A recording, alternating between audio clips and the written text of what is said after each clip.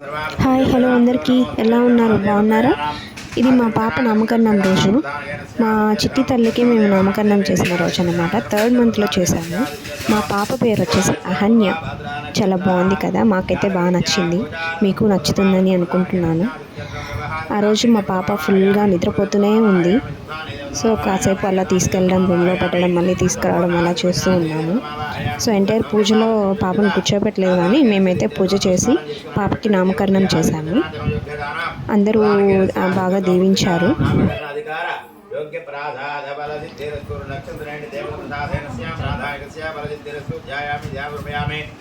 మా పాపకి మేము 3rd మంత్లో పేరు పెట్టామన్నమాట. సో అప్పటి వరకు చిట్టి తల్లి, బుజ్జి కన్ను, అమ్మలు ఇలా పిలుచుకుంటూ ఉండేవాళ్ళం. ఈ వీడియో మీకు నచ్చినట్లయితే please like, share and subscribe to my channel. My channel name is it's me Shravani.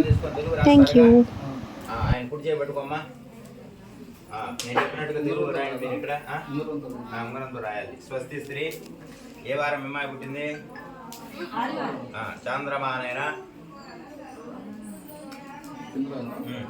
పుస్తకంలా పుస్తకం రాసుకుంటాం. మానైనా శుభకృత్ నామ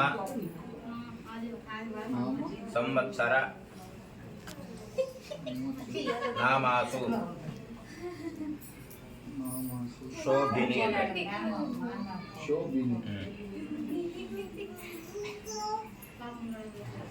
మమ పుత్రిక మాస నామాసు శ్రీధరి వ్యవహారిక నామాసు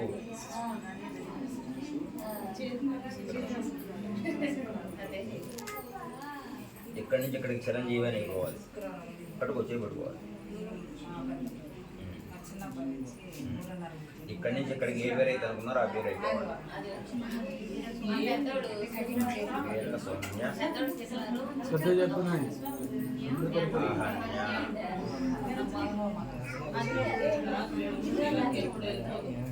రాశారా? మీరు అనుకో రాశారుగా. శ్రీ శ్రీ శ్రీ 3 శ్రీలు రాయండి.